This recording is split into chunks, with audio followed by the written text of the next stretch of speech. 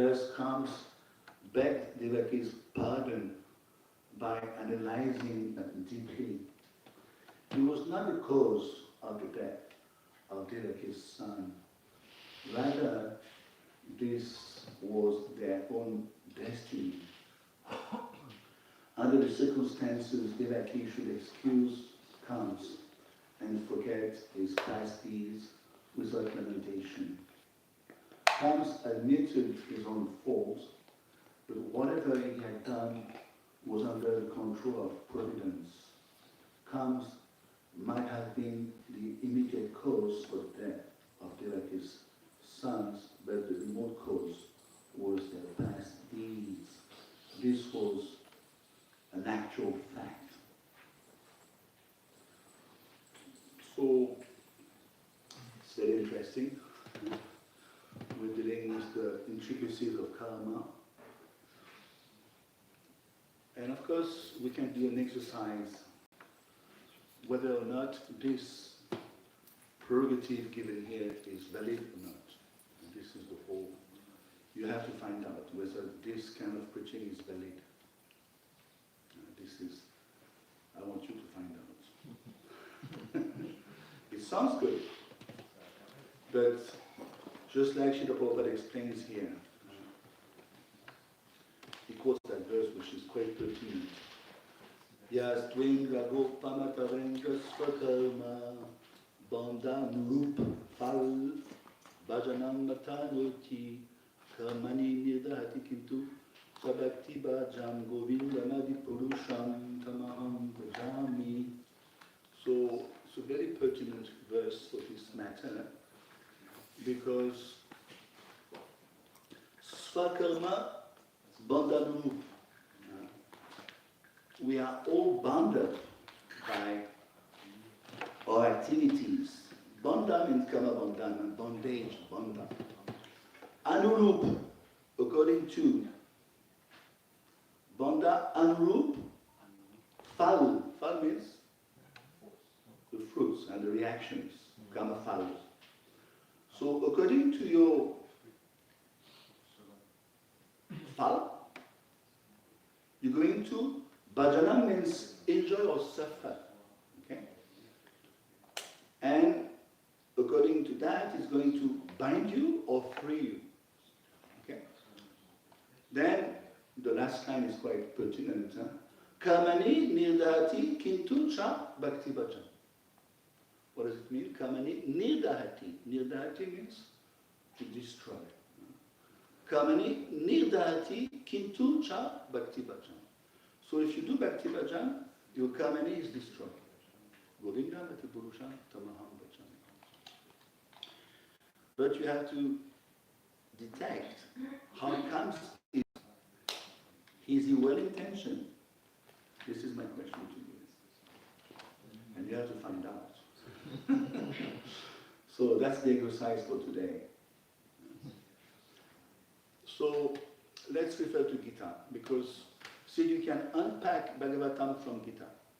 And the Bhagavatam is such a high level type of philosophy that unless you have a sound understanding of the Gita, you cannot unpack Bhagavatam.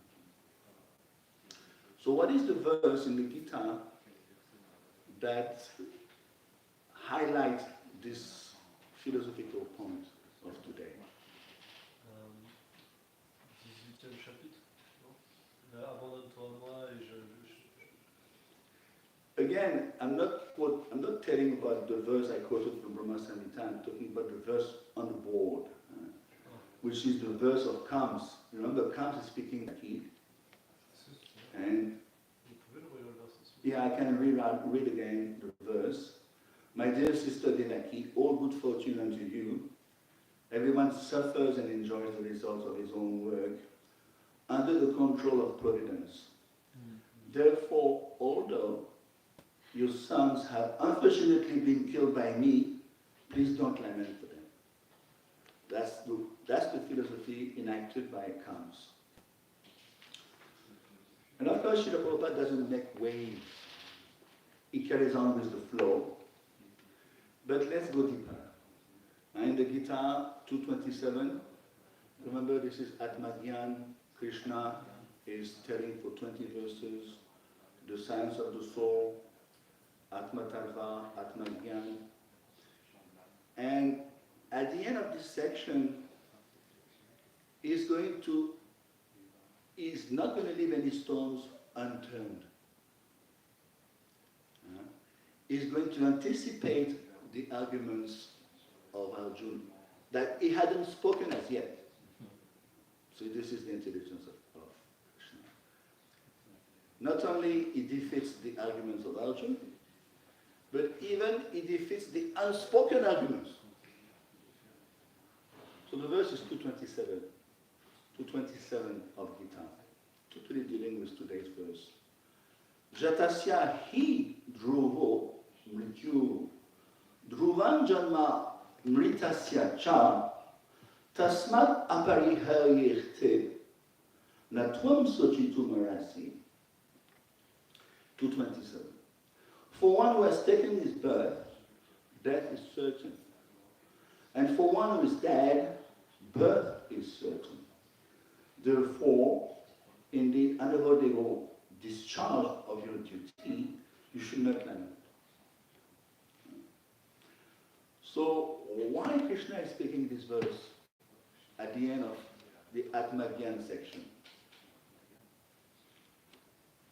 Again, is anticipating any possible doubts about the fact of not fighting. Now, let's listen to Baladev Vidyabhushan. As you know, Srila Prabhupada dedicated his Bhagavad Gita to Baladev Vidyabhushan.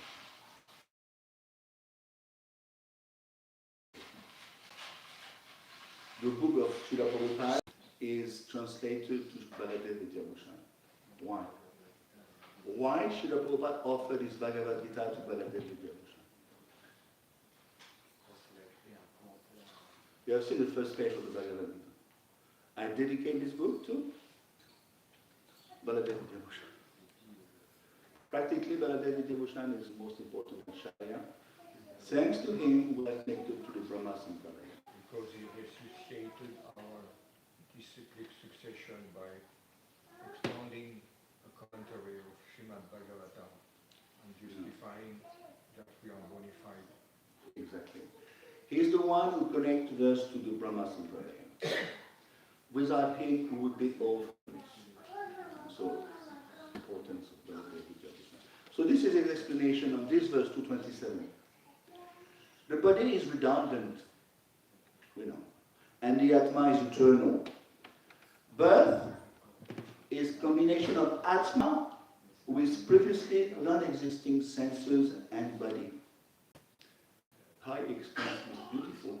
What is birth? Is combination of body. It means what? It means the Atma, we are Atma, right? The Atma has no body, has no senses. Atma is not an animal, God. Janatrimuli explained very nicely that Atma is totally detached from any upadis, any types of designations. So, birth is a combination of Atma with previously non-existing senses and body. What is that? Death is the separation of the Atma from that body. So in other words, what is that? Let's start with birth. When Atma contacts matter, this is birth. When Atma disconnects from matter, this is death. Because matter does not exist. It's dead. Body is dead, microphone is dead, table is dead. So in that sense, it doesn't exist. 216 explained, Nasato vidyate bhava, na bhava vidyate sata. Whatever changes doesn't exist. Why? Because you cannot fix it in eternity. It keeps on changing all the time. Atma from that body and its senses. Because, and then it goes further, because birth and death both arise from performance of dharma and adharma. So deep. Only because we partake, only because we perform better, we perform dharma and adharma, do we take birth? Why? Birth has to do with your dharma and adharma. Why? Try to think. Birth has to do with your dharma or adharma. Dharma and adharma will force you to take birth. Why? Because you have to reap the fruits of your actions. So if you're a pious person, you're going to reap a body meant to reap the fruits of your previous good deeds. Okay? And conversely, if you perform misdeeds, that's going to push you to take a body meant to reap the fruits of your misdeeds. So this is the point of Baladev. Dharma and adharma will push you to take birth and push you to die. So what is the solution not to take birth? Yeah. 417. Krishna says in 417, one who sees action and inaction, properly sees. So what does it mean? It sounds complicated, it's not complicated. One who sees action in inaction. What's the meaning? You see action in inaction. It's like to be with no attachment. What you do, it's with not attachment, and it's like after there is no action and inaction. It's a good start. So you act, you are active, you are into action, but you are inactive. You see action and in inaction. Why you are inactive? Yes, karma free. This is Krishna consciousness. You act, but overall you are inactive. Because there's no karma attached to your action. Why? Because you act for Krishna. So it's a karma. So if you go deeper than that, if you keep on acting like this, you are beyond dharma and beyond adharma. And hence, you don't have to take it. Adharma means irreligion. Irreligion. So let's carry on with Baladev. Because birth and death both arise from performance of dharma and adharma, birth and death primarily belong to a shelter of dharma and adharma. Again, he's repeating himself. Birth and death primarily belong to a shelter of dharma and adharma. Your dharma and your adharma will force you to experience birth and death. Because birth and death are within dharma and adharma. This is the point of Baladev. And dharma and adharma is eternal. In this world, wherever you look, you have to perform dharma or adharma. You cannot escape.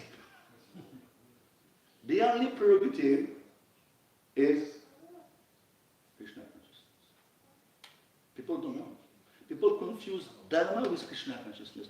Dharma has nothing to do with Krishna consciousness.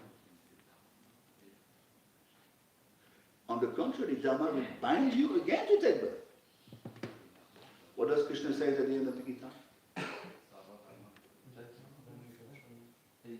Savadhamam parityaja manekam. He knows that all types of dharma will bind you, even positively. Now, Baladev gives a beautiful, an anti-argument, a counter-argument. Let's imagine that the soul is not eternal.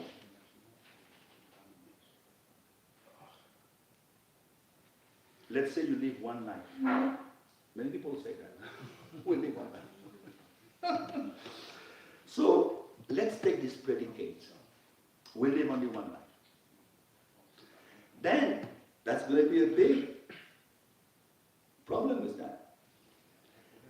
It could not be accepted if you say that soul is not eternal, that you live only one life. It could not be accepted as the shelter of dharma and adharma. Why? Because it could have no acquisition of results to actions previously performed. How can you account for your present action and reactions if you haven't lived before? You follow? There's a loop here. There is a problem with that. If you don't live before, how can you account for your previous reactions? You follow? It's beautifully explained. And simultaneously, it will acquire effects not caused by actions previously performed. How can you account for your reaction in this life if you haven't lived in the previous life? You follow? So, Baladev explained beautifully, even though it sounds good, what Arjuna is saying in the Gita, I don't want to fight. Even though it sounds good today, what Kamsin is saying to his sister. But there's a flaw in this philosophy. What is the flaw? What kind of philosophy is this? It's one of the Saddarshan types of philosophy. As you know, in India, there's Saddarshan. But Bhaktivinoda Thakur explains, when I see those 6 propounders of Saddarshan, I turn away and flee. I flee from them. It sounds so good. Very good. But Bhaktivinoda Thakur explains, I flee from them. So what is I want you to tell me now. Try to detect what's wrong with that philosophy. It is not exactly your philosophy. It doesn't, they don't recognize Krishna as Supreme Personality. Very good. That's a very good start. Qu'est-ce qu'il va dire? They don't recognize, they don't acknowledge Krishna as the Supreme. That's very, very good. So actually this philosophy is Kamavada. Kamavada. Expounded by Gautam. And Gautam is one of the 6 co-founders of Saddharma. Nyaya. Basically it's Nyaya. When Mahaprabhu took birth, who was the high seat of learning in India? The high seat of Nyaya was? Navadvip. This Nyaya was extremely prevailing in India. Even Navadvip was the high seat of Nyaya. And young Nimai was the leader of Nyaya when he was young. Actually, when you see that philosophy very deeply, it is Nyaya.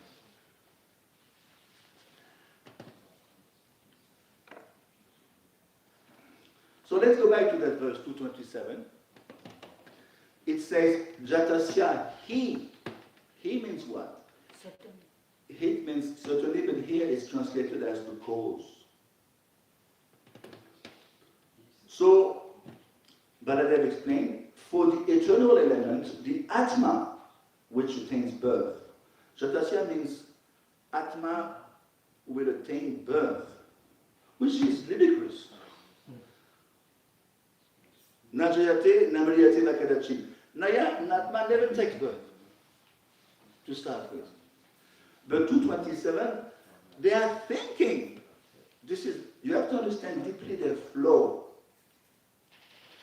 They are thinking Atma has to take birth. The first flow.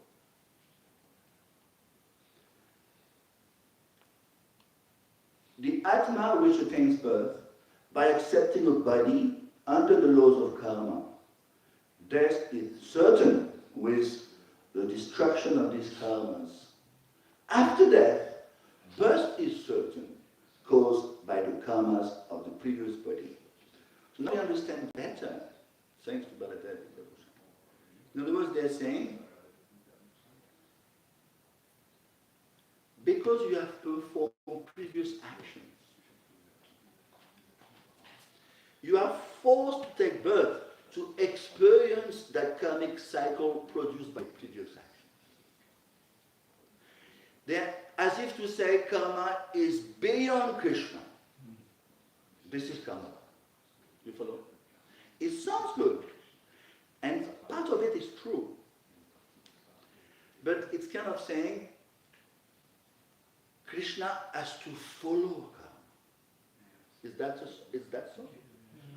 You follow? You follow the loophole in that philosophy? Karma is so powerful. I have to take birth again to experience my previous actions. So I'm bound by karma, which is true. You, the jade, you are bound. Is Krishna bound to execute your karma? Krishna says in the Gita again, 1866. Master Chaha, don't worry. I'm not bound to attribute to you all your karmas since eons of times. Do I have to follow this rule, Arjuna? So practically Krishna is telling, give up whatever I told you, basically. Even whatever I told you about karma. Give. So you can see Krishna is practically contradicting himself. Forget everything. Whatever. So they done to me. So this is the flow of karmas. What does he have in mind behind?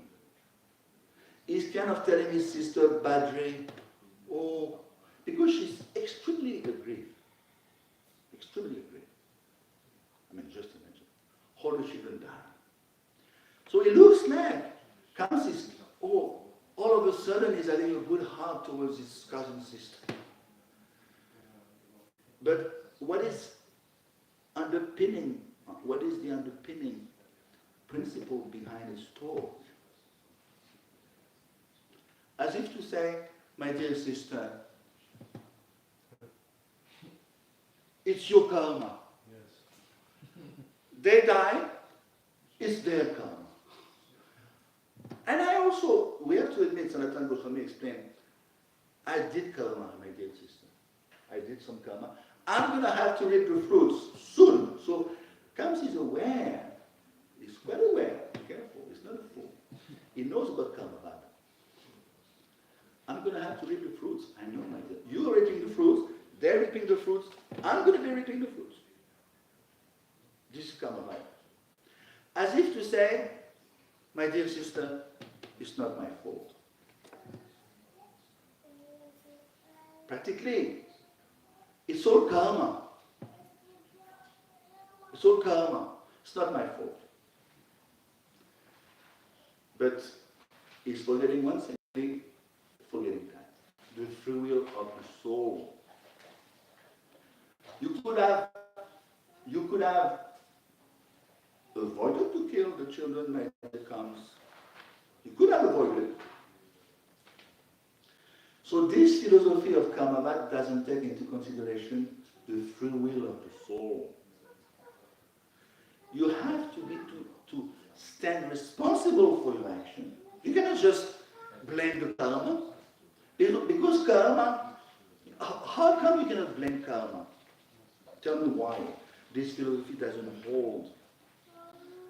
Why karma can be the cause of your...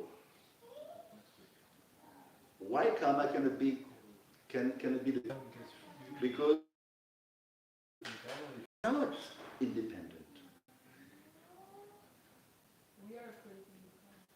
Yes, we are attracting birth and death. But you cannot blame... Remember in the Gita, the 5 topics? What is the only topic which is not eternal? Karma. Exactly. It's not eternal. It's not independent. So my dear Karmavadis, you cannot blame karma. It tends to say here, karma is guilty. This is your karma, Devaki. That's the karma of your children, Kabasu, that they die. It's also my karma. that I kill them. So I'm going to read the reactions. So let's hear from Sanatana Goswami on this verse, today's verse. He's going to create a conversation between Devaki and Kans. Bhadra means very intelligent Bhadra, very intelligent sister. It glorifies sister, as if to say, my dear sister, extreme grief, but don't lament. Because everyone is suffering their karmas, even though they don't desire it. Avasha means automatically, involuntarily, avasha. It's bound to happen. Automatically karma happens to you. This is the downfall of this philosophy. They are thinking karma is bound to happen. It is true in one sense. Unless you are Krishna conscious. You can negate the law of karma in Krishna consciousness, isn't it? You can negate it. Kamavad do respond. So now Devaki is replying according to Sanatana Goswami. But Vasudeva has this knowledge. My husband has this knowledge. It's very advanced, my husband. And you, my dear Kams, you previously knew this. You knew this Kamavad. Why did you kill my sons? But see, my dear Kams, how is it possible for me as a woman to understand all these things? Kams is replying. But understanding that all beings are under the laws of karma, give up your lamentation. He's pushing karma, He wants to get free with murder. You follow? He's pushing forward this philosophy to get free from murder, to get away with murder. As you say, it's not my fault. He's misusing philosophy to get away with murder. You understand? How far can you misuse philosophy? How far can you misuse Shastra? Gita is misusing. Now Sanatana Goswami explained it could be something else also this verse.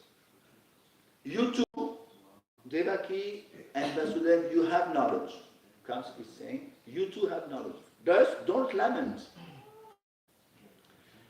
But Devaki is going to make a beautiful point according to Devaki, to Sanatana Goswami.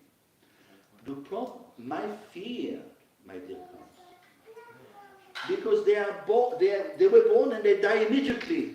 How could they perform pious deeds? They had no time to perform pious deeds.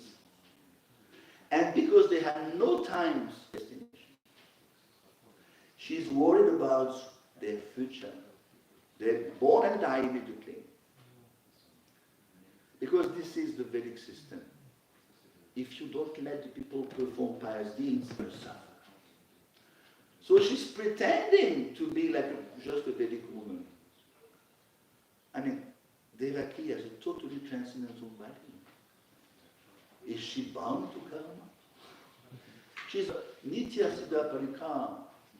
She's coming from Shit Shakti, Shakti. No way. She's Nitya Siddha Parikam. So, Sanatana Goswami is revealing that Devaki was worried about the future of those souls who could perform pious deeds. What would be their destination? Then comes his saying to that, they will get their results according to their karma, you too and me too. So you can see the acharyas go along the flow. They don't contradict the philosophy of Kant, but they expose the flow. The flow we have discussed. Made some good points. Free will of the soul. Karma doesn't acknowledge the presence of God. It's bogus philosophy. That is why Bhaktivinoda Thakur says, when I see them, I turn away. I'm not interested to hear. We have to detect. She does for me on this verse of today. He consoles her, that's true. He consoles his sister. The babies were not your sons. We know. I'm not the killer. It's all orchestrated by providence. And because, my dear Devaki, you are in ignorance, it appears that I killed them. It appears. But don't mourn for them. And then he reveals himself in the Sanskrit. Look at 21. Yata sarva svakritam vindate vashaha. It means because everyone, vindate means to suffer or enjoy. So just like the verse Papa quotes, vindate means you have to suffer or enjoy according to svakritam, according to your past deeds. This is karma. Avasha. Avasha means automatically, you cannot escape. There's an analogy given by Vishwanath Chakravarti Thakur. If you let loose a herd of cows, let's say thousands of cows, and you let loose the calf has its mother amongst this, in that herd of cows. But there's thousands of cows. So Vishwanath is putting the question forward. Will the cow find its mother or not? There's thousands of cows. Will the cow find its mother? Yes. In the same way, karma will find you. It's a poor analogy.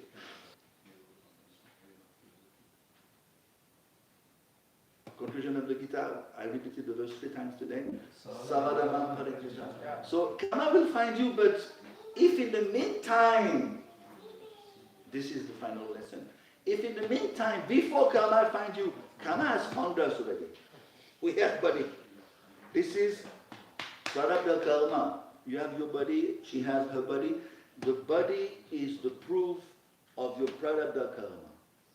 Means your karma which has become mature. You are enjoying today and suffering. This is the proof that you have karma to your bank account, your body. But if in the meantime, after that, okay, we got our body, thanks to our parents, but now we are becoming Krishna conscious. So we can stop the onslaught of material nature, the karma which is coming towards our way, the aprarabdha karma, which is looming on the horizon. This we can stop. Huh? So you can see the loophole of that karma bad. They are extolling the glories of karma, as if to say, you follow?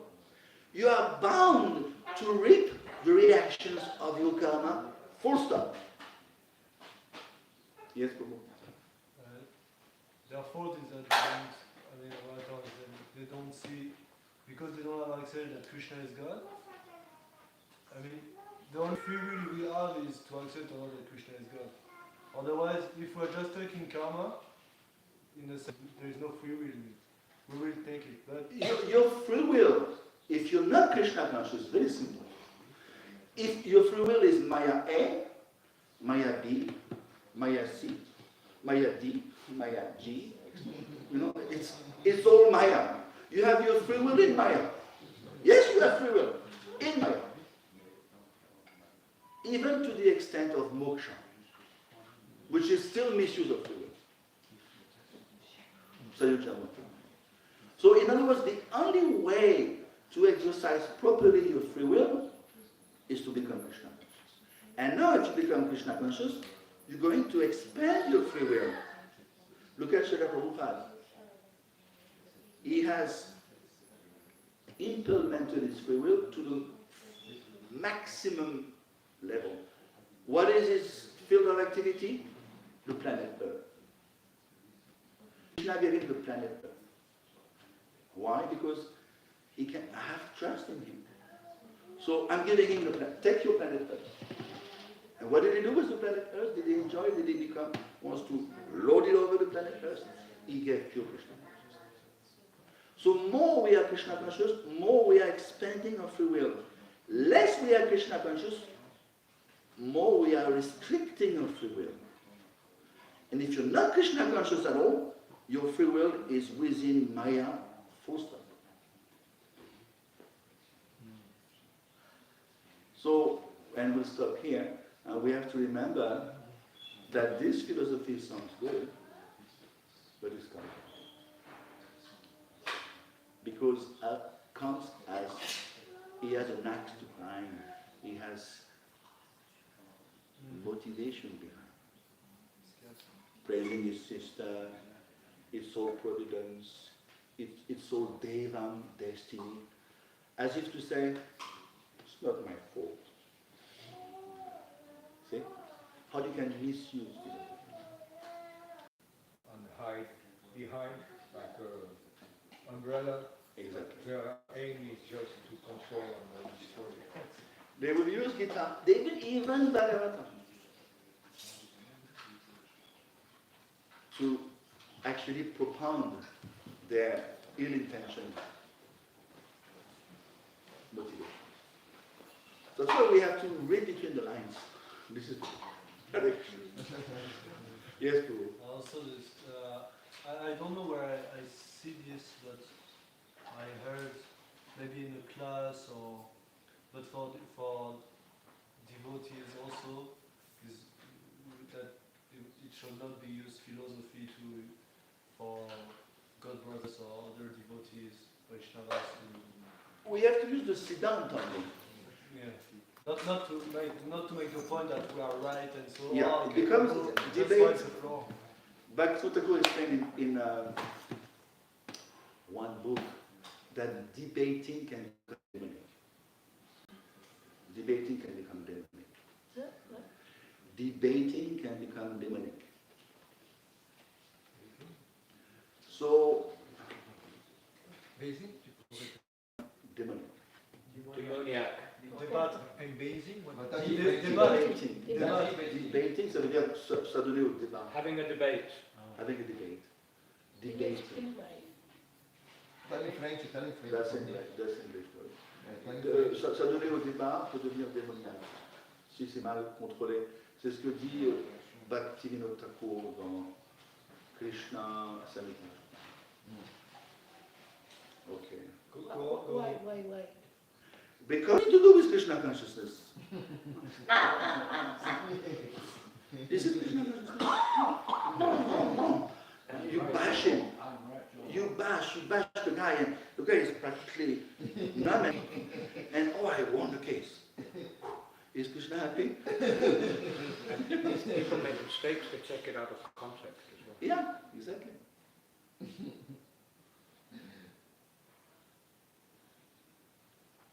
Anyway, karma is not the ultimate cause, because karma is not independent.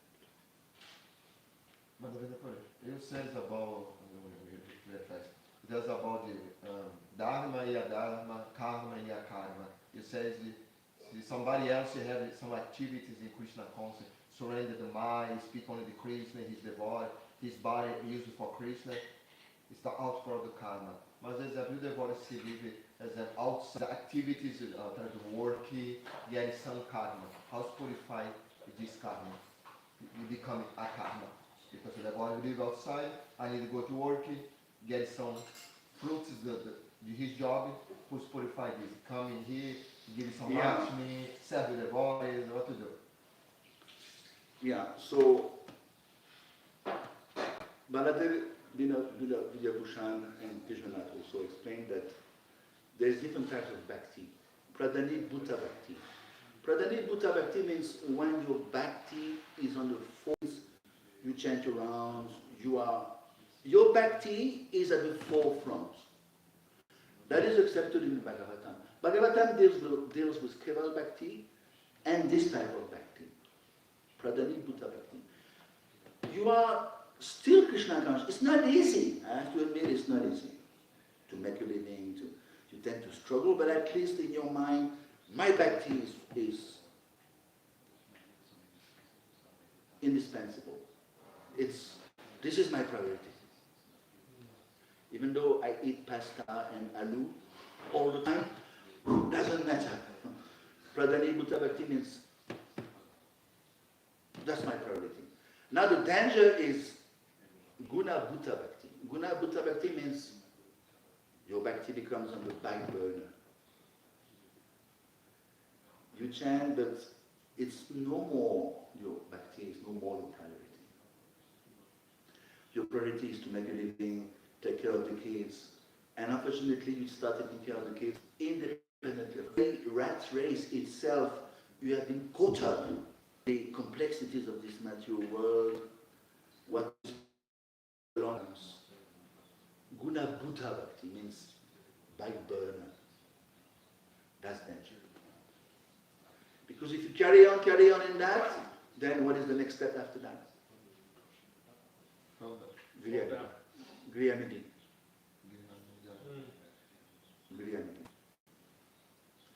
Griyamiti means no more Krishna. Of course you don't lose whatever you have done. That's true. But see, and I want to finish on this point, what a devotee goes through in his life, in his spiritual life, people will say that is his karma. Even devotees will say that is his karma. No. Tatenu Kampansu Samikshamano, Bunyana Mevat Etan Ripakam 10:14:8. If you read the purport, it's not his karma. What is it? It's Krishna's soft hand intervening in his life. Krishna knows where we are weak, the Hridaya Dobalaya, the weaknesses of heart. So Krishna is going to push that button. You are weak there. It seems from the external point of view, this is karma. This is not karma. This is Krishna pushing that soft button. Your weakness of heart is pushing that. He wants you to get rid of that before you die because he wants you back home, back to God. Apparently, externally, it seems like it is karma. It is not karma. This is the sweet hand of the Lord. Read the purport 10:14:8. Hare Krishna. Hare Krishna.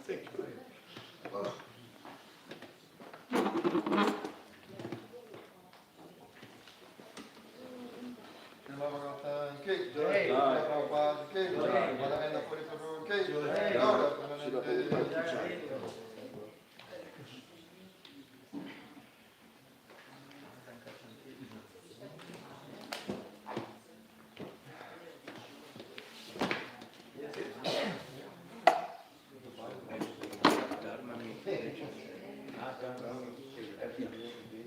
See, in Sanskrit, the A is a suffix of negation. Dharma, adharma. Dharma, adharma. Shu, ashu. Just like you say in English, do not. So when you put an A in Sanskrit, it negates the form here. Yeah, that word was It's all the same. Adharma, dharma, ashu. just getting confused with that.